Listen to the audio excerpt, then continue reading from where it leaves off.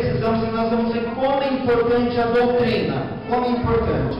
1 Timóteo, capítulo 4, versículo 6.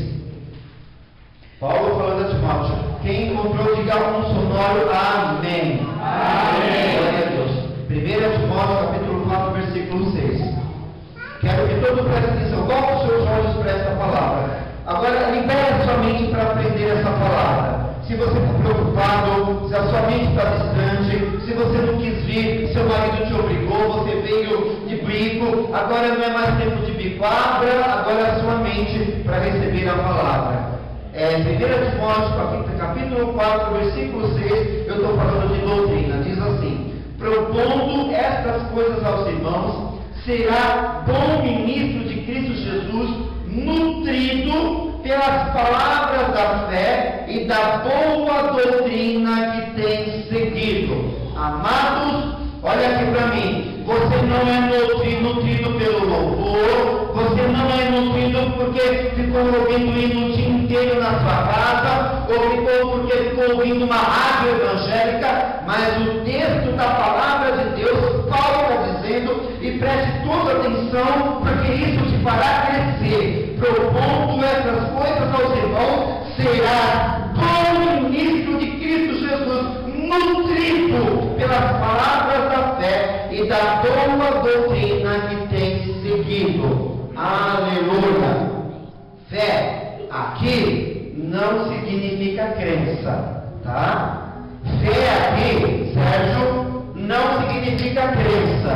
A gente precisa, amados, conhecer o contexto da palavra, as palavras na sua língua original, para que a gente possa aprender a palavra de Deus. O que a palavra do Senhor diz aqui que fé significa, aqui, amados, é muito mais do que crer em Deus. Aqui está no sentido de uma vida espiritual. Como que eu posso ter uma vida espiritual, igreja?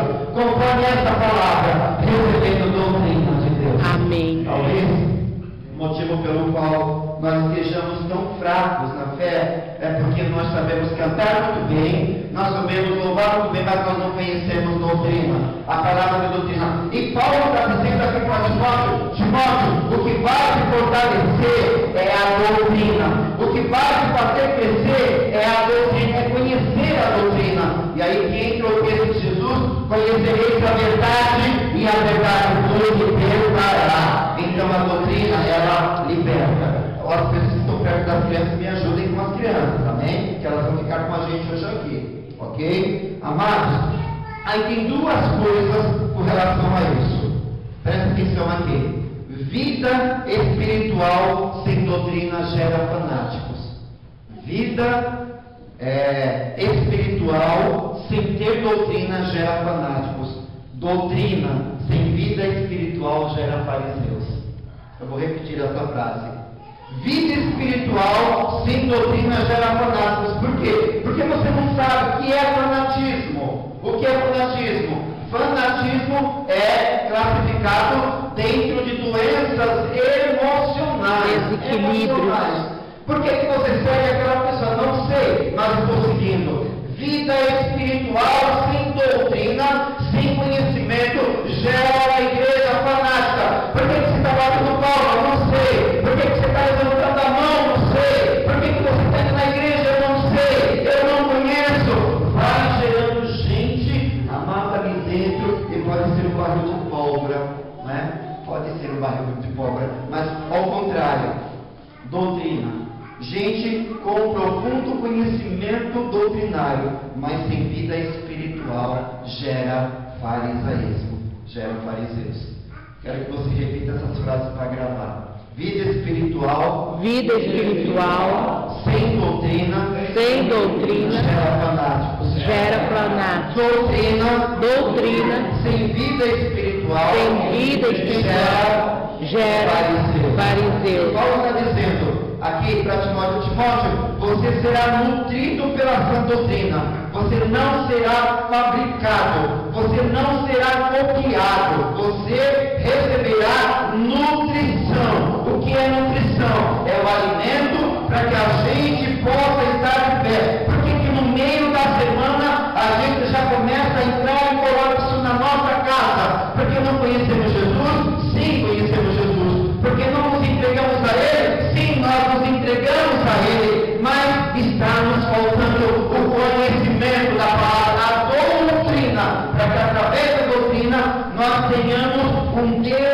movimento natural, como uma planta que cresce, desponta as suas raízes e logo é carregada de luz. Por quê? Porque ela está recebendo a seiva, ela está recebendo a nutrição.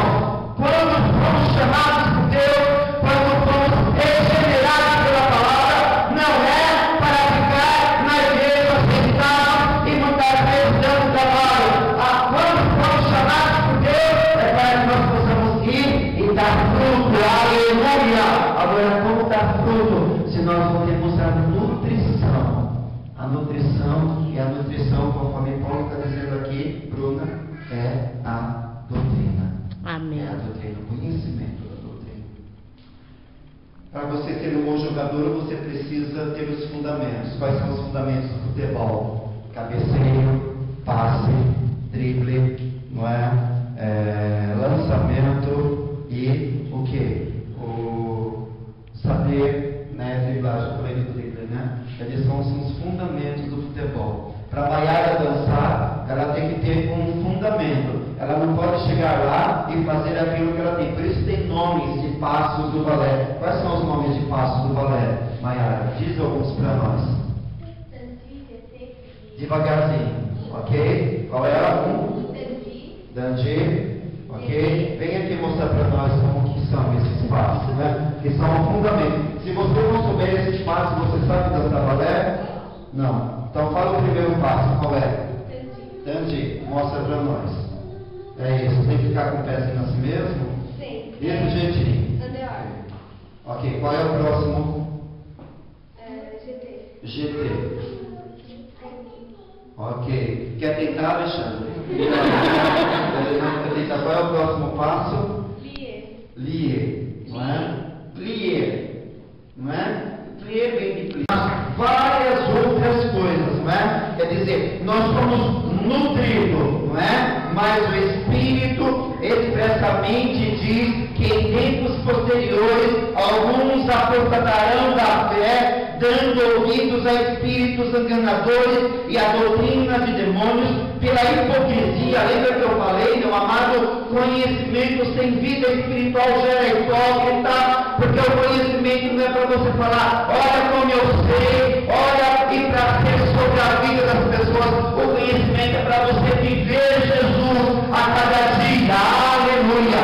Então Paulo está dizendo que a palavra de Deus ela contém ensinos, e ensinos são doutrina, e doutrina é a mamadeira do crente, é a base do alimento da igreja. Não é o que o pastor pensa, não é o que o pastor acha, mas o que a palavra de Deus ela diz. Aleluia! A preciosa palavra de Deus.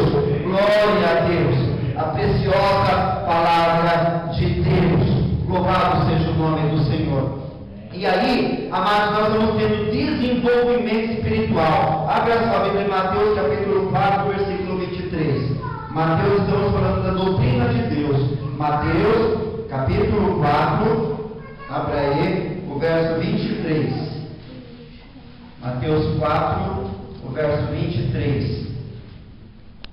E percorria Jesus toda a Galileia, ensinando nas sinagogas, pregando o evangelho do reino e curando todas as doenças e enfermidades entre o povo. Olha aqui para mim, amados, olha aqui a Ademilson e o Dinosso estão aqui. Ele faz distinção. E percorria Jesus toda a Galileia, ensinando nas sinagogas, pregando. Amados, ensinar é diferente de pregar. Ensinar é diferente de pregar, mas a Bíblia diz que o que Jesus fazia nas cidades, ele não só ia pregando, amado, porque pregar, meu amado, é a base do conhecimento, mas ensinar é o que traz santidade na igreja. Deus não está interessado em uma multidão de convertidos apenas. Deus está interessado numa multidão de convertidos, mas uma multidão de convertidos que sejam ensinados e possam ensinar a outro. Glória a Deus. O ensino. Em Mateus capítulo 9, versículo 35, veja que a doutrina de Jesus, Mateus capítulo 9, o verso 35, é a base do mesmo versículo, diz: e percorria Jesus todas as cidades e aldeias, ensinando nas suas sinagogas, pregando o evangelho do reino e curando toda sorte de doença e enfermidade. Aleluia. A pregação ungida conduz à libertação. O ensino produz a santificação. Amém. Fica comigo. A pregação ungida conduz à libertação. Conduz à libertação. O ensino produz a santificação. produz a santificação. Ensina a criança, ela não desprega para a criança. Ela diz ensina. E ensinar tem várias vertentes. Ensinar é falar, é gastar tempo. É gastar tempo. Ensinar, meu amado, é exemplo. É você pegar a criança e não fazer um sermão para ela, apontando o dedo. Você tem que ser melhor do que a Bíblia diz, mas é abrindo um texto e mostrando, olha, a Bíblia diz, meu filho, que Jesus crescia em graça e sabedoria de Deus, e é assim que você deve ser também. Ensinar é que traz disciplina e não pregar. Amém. Sabia disso? Sabia?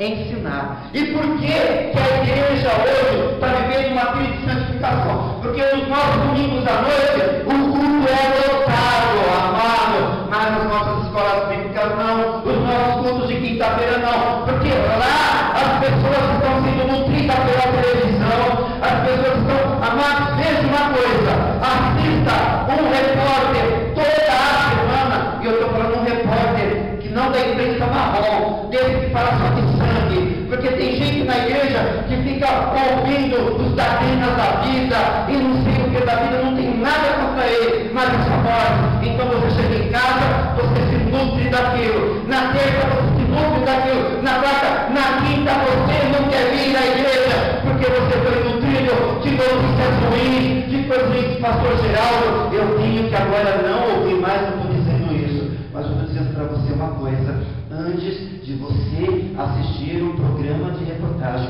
nutra a sua fé. Amém. Através da palavra, para que Satanás não roube a sua fé. Amém. Amém? Pergunta para o seu irmão, do que você está se nutrindo? Do que você está se nutrindo? Pergunta para ele. Pergunta bem alto para quem está atrás. O que é que você come toda semana espiritualmente? O que você come? O que é que você come toda semana espiritualmente? Eu não estou vendo alguns perguntar. O que você come semanalmente? Pergunta para quem está do lado. Então, diga o que é que você está comendo? O que é que você está comendo semanalmente?